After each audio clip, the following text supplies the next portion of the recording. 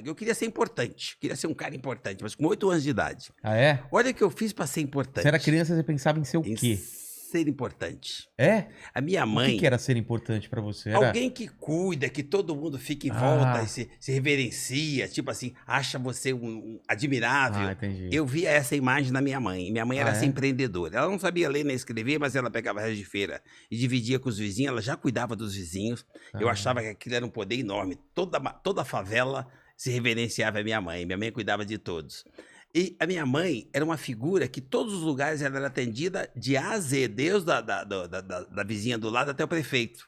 O carisma, aquela pessoa poderosa. E eu queria ser poderoso como a minha mãe. Era um exemplo. Ela me fortalecia, conseguia cuidar e conduzir 8 filhos. Caramba. Morando numa favela. E eu queria ter aquele poder que a minha mãe tinha. Quando a minha mãe faleceu, eu tinha 7 anos e meio.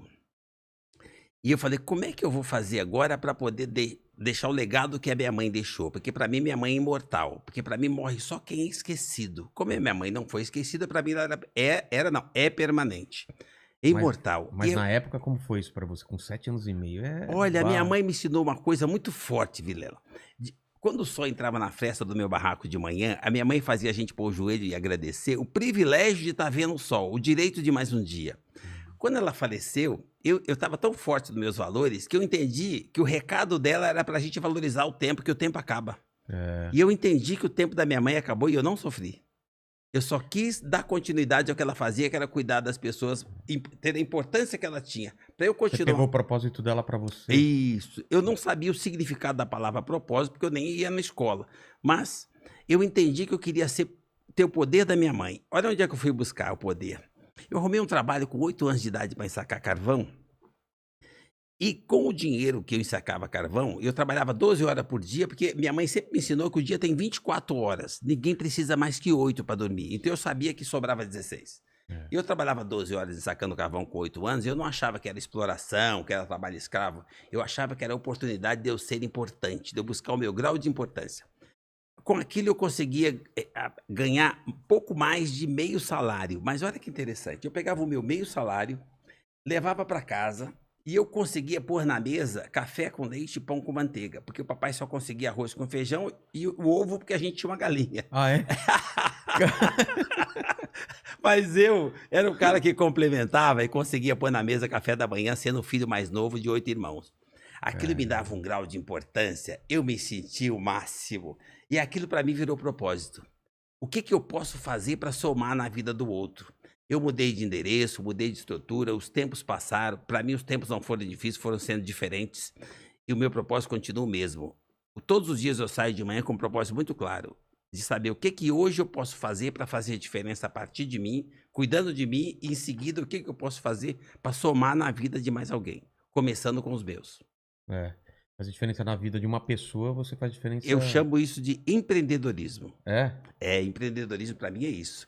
Quando você levanta de manhã com um propósito claro de somar na vida do próximo.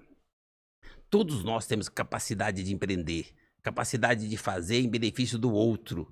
E as pessoas têm dificuldade. Ah, mas você passou tempos difíceis. Não, os tempos não foram difíceis, foram diferentes. Eu fui feliz a vida inteira.